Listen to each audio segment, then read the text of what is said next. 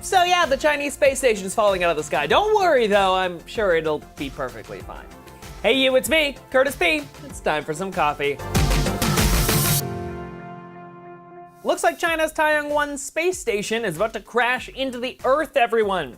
In the next couple of months, the station is expected to crash back into Earth, and the Chinese Space Agency has no way of telling when or where it'll even crash. The 9.3-ton space station was launched back in 2011 and was primarily used as a research platform for the Chinese Space Agency. But back in 2016, reports started to surface that the Chinese Space Agency had lost control of the station and that it was to crash back to Earth in late 2017 or early 2018. And would you look at that, we have arrived at the end of 2017, everyone. So now you have to worry if a space station is gonna crash onto your house. But some good news for everybody here. Looks like a large majority of the space station will actually burn up upon re-entry into the atmosphere. So that's always a good thing. Bad news though, there are some large chunks of the spacecraft that are like 100 kilograms in size that could end up making it through the atmosphere and then hitting the surface, so that's good. The United Nations Committee on the Peaceful Uses of Outer Space stated that in May it would be monitoring the space station and it's unlikely anyone would be harmed by the debris. Now it's interesting to note here, this isn't the first time we've had a space station crash down to Earth. This is actually the third time. Back in 1991, the Soviet Union had a space station crash back into Earth. Most of the ship did break up over Argentina though. And back in 1979, the 77-ton Skylab station came crashing back to Earth on schedule,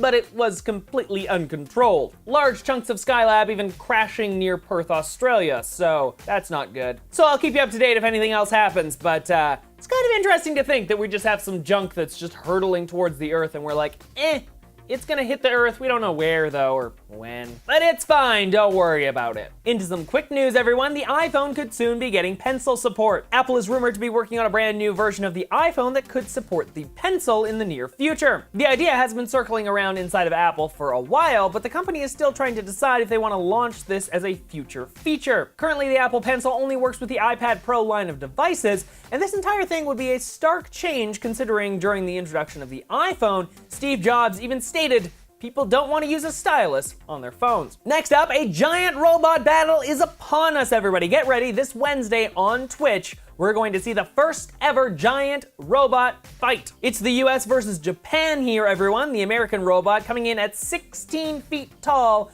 and weighing a astonishing 12 tons. The Japanese robot is only 13 feet tall and 6.5 tons. The entire event will be live streamed on Twitch. It's happening this Wednesday, 7 p.m. Pacific time. Make sure you check it out. If you're looking for something fun to read today, well, check out Elon Musk's recent AMA on Reddit, all about the brand new SpaceX rocket, the BFR. He answers a bunch of fun questions about the future trips to Mars, like how the brand new rocket will work, how internet might be connected to the planet, and even helps break down some of the photos released of the future Mars base. You can check the entire thing out on Reddit, link down below. Elon Musk also starting the rumor that future Tesla cars might make some weird sounds. On Twitter stating he might allow Tesla cars to make fake engine sounds or really any other sound, replying to a tweet last week asking him to allow Tesla cars to simulate the sound of a petrol car. He replied, "To be more inclusive, what about a pick your tech level setting? Could make the car sound like horses, chariots, steam engines, gasoline car?" It's a very funny feature to really think about, but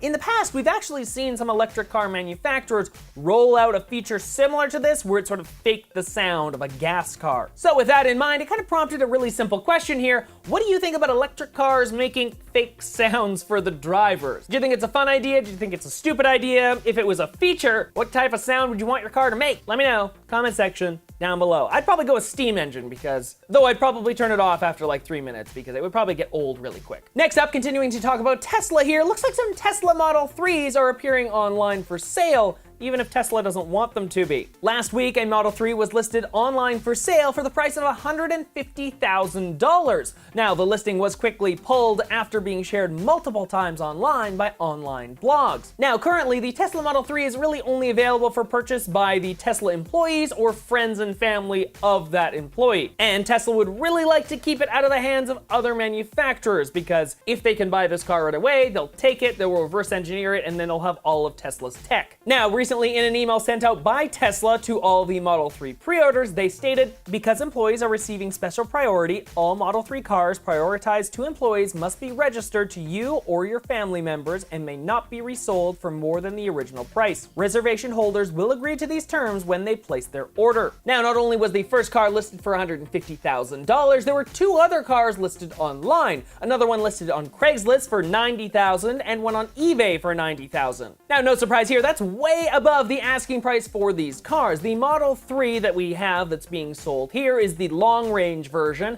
and the base model comes in at about $49,000 as a starting price. So to ask $90,000 to $150,000 is crazy overcharging. Now, we don't actually know if the sellers had time to properly sell off the cars because the listings were quickly pulled, so maybe they arranged for a sale and that was it. Or more likely, Tesla got word of this and got them to pull the listing. And last for today, the first report of a plane hitting a drone has happened in Canada. This weekend, a plane was headed towards the Quebec City International Airport when it was struck by a drone during landing. Now, emergency measures were quickly put in place and the plane landed safely, but it quickly brought into question the safety of drone flights in the country. Marc Garneau, Canada's Minister for Transport, releasing this statement. Transport Canada is monitoring the situation and is in contact with its transportation partners, including Skynet and the Jean Lesage International Airport and NAV Canada. My department is in contact with the Service de Police de la Ville de Quebec, and we will cooperate with the Transport Safety Board should they decide to investigate. Although the vast majority of drone operators fly responsibly, it was our concern for incidents like this that prompted me to take action and issue interim safety measures restricting where recreational drones could be flown. I would like to remind drone operators that endangering the safety of an aircraft is extremely dangerous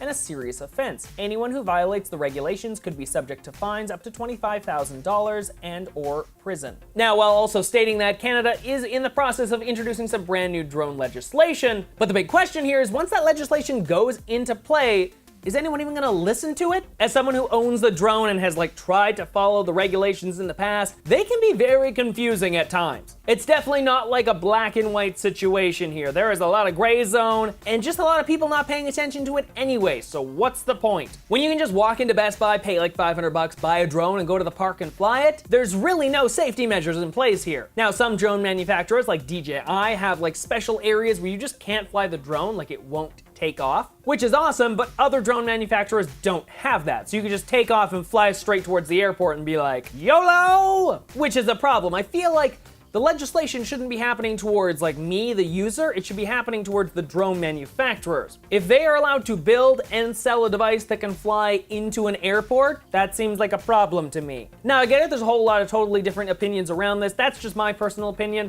Let me know in the comment section down below what you think if you have other opinions about this, but my thinking here is you're never gonna be able to limit the amount of people who can buy it when you go to Best Buy unless it's do you have your pilot's license? And you're like, yes, I do, right here. And the Best Buy attendant, who is probably getting underpaid, is like, sure, here you go, here's your drone now. I don't think that's gonna happen. The more logical thing is just to have the drone be smart enough to be like, I can't take off here. This isn't a legal spot. Flying a drone can be super fun, but it can also be super dangerous. So if there can be some safety measures put in place that I don't really have to know about, that the drone manufacturer just has, that's way better than me having to go and take a freaking pilot's license to fly this thing, because I'm probably not gonna do that. But with that, we arrive at the end of the video for today. Hopefully you enjoyed this. If you did, make sure you hit up that like button, and of course, subscribe to the channel. I'm working on releasing new videos throughout the week, so make sure you subscribe. You can find other videos just like this one on screen right now, so make sure you check those out.